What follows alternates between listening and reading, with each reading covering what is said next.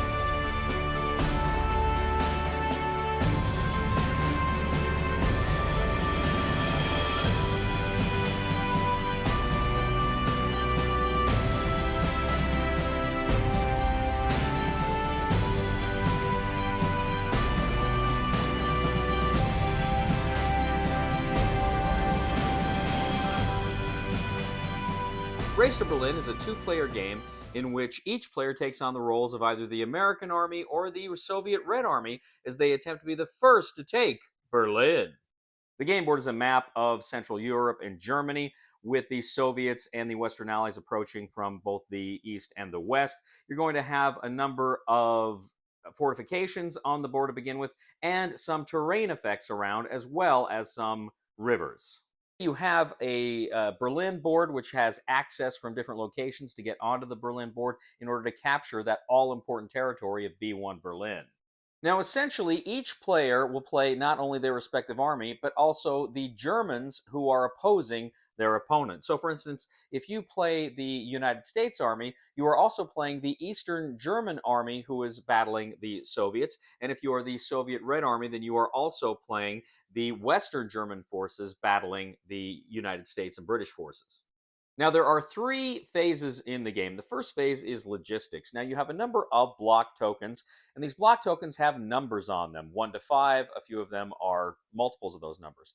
What you do is on your turn, rather, you take turns during the logistic phase of placing these blocks facing you so your opponent cannot see what they are. You can place them either on the army that you are playing or on the Germans that you control, which are facing your opponent. Next, you have the action phase. And during the action phase, you can do a few things. First of all is movement. You can actually move any of your military units. These are the counters on the board that represent either the American Army, the Soviet Army, or the East German or the West German forces here. You can go ahead and move those to any adjacent space on the board. You can also move a logistics block to an adjacent space as well. Now, your cubes are a kind of currency in the game that are going to allow you to do certain things, but critically, when you just make a movement action, you do not assign any of your cubes. Now, the second thing you can do is attack. Now, you can attack from any locations with a logistics block into any of your adjacent enemy spaces. However, if the logistic blocks are standing upright and no one can see, that's fine, you can attack anywhere. But if logistics blocks are revealed, you cannot attack a revealed logistics block that is of a higher value than your logistics block. Now, in order to activate the attack, you must place at least one cube into that location with that logistics block. That allows you to make the attack. However, if you want to double the value of that logistics block, you can go ahead and place two of your cubes in that space. And as I say, that doubles the value of the logistics block. Now, if you're being attacked into a space with a logistics block, you must spend one of your cubes into that space in order to defend. Now, during an attack, both the attacker and defender are going to look at the strength of their units. You're going to look, of course, both the attacker and the defender will look at exactly how much strength their logistics blocks are bringing to the game. So again, if an attacker played two cubes there, that would double the strength of that logistics block.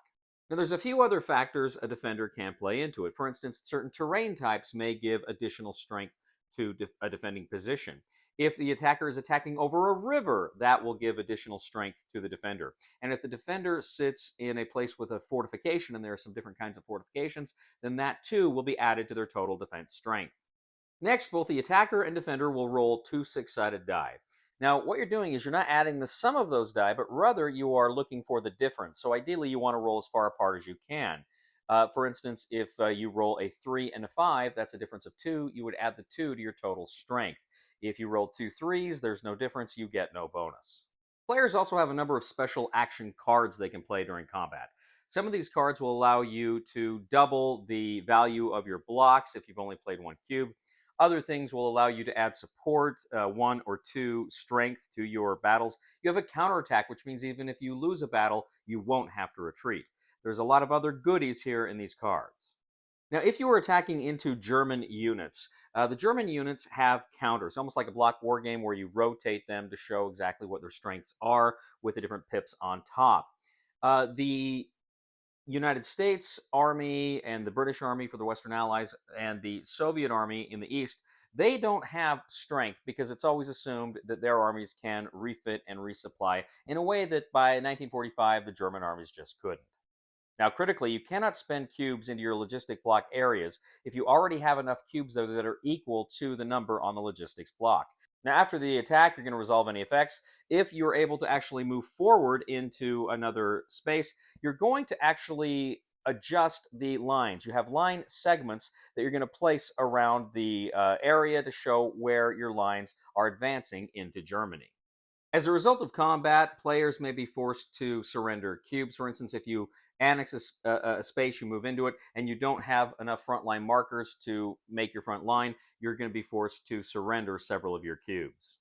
Now, the last action you can do is cleanup. Now, here you can choose to remove logistics blocks and cubes from the board, put them off to the side for the round, and then you get those cubes back. Now, that's important because if ever you run out of cubes, that could be a end condition and it won't be good for you. Now, the last phase is the strategic movement phase. So essentially, you can move any one of your army units, that is to say, the Western Allies or the Soviets, and any one of the German units you control, any number of contiguous spaces, adjacent spaces on the board in order to position yourself for the next game round. Now, the game plays over 3 game rounds, and if at any time one of the players occupies the B1 Berlin part of the Berlin board, which is adjacent to the main board, then that player will immediately win the game.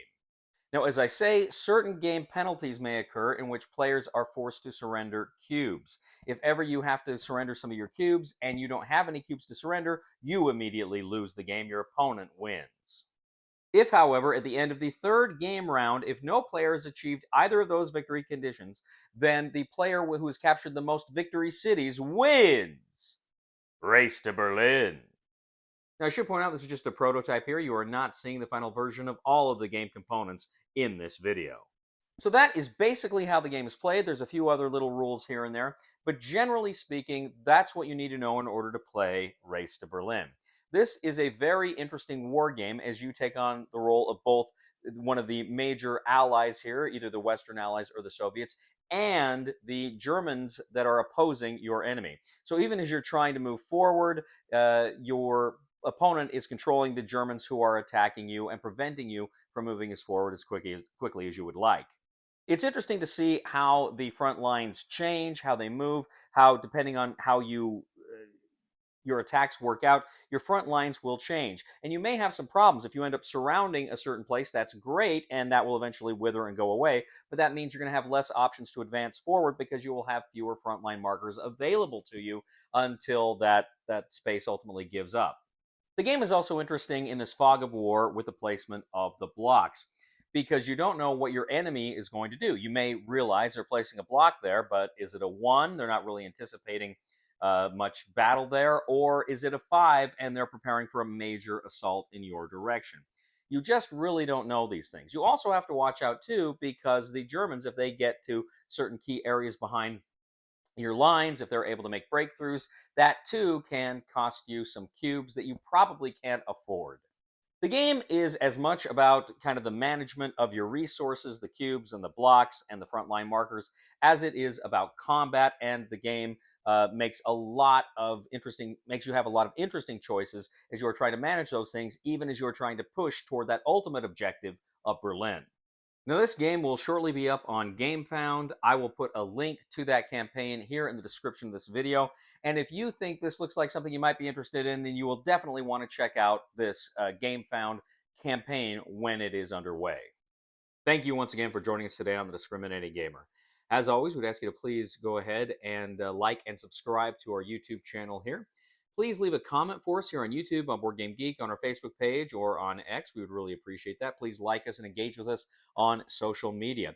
We'd also ask you to please leave a thumb for this video on Board Game Geek as well. If you really do enjoy what you see here on this channel, I would humbly ask you to click on my other channel, that is Cody Carlson, PhD. We talk about history, military history, books on history, fun things like that. I even post some of my lectures on up there. It would mean the world to me if you would subscribe to that channel as well. And if you really do like what we do here, I would humbly ask you to click on the Super Thanks button and leave a tip. I won't back down. Tom Petty. I may change my mind if you present a compelling argument. Tom Reasonable. Please somebody help me on my feet again, and I don't know where I'm going, and I don't know where I've been. Please somebody help me on the solid ground. It's a long time, and I'll be dying. Once a year I wind up in the band. We've got 7 and we'll find the 8th one too. Damn, Mecco, be careful, you're spilling the water.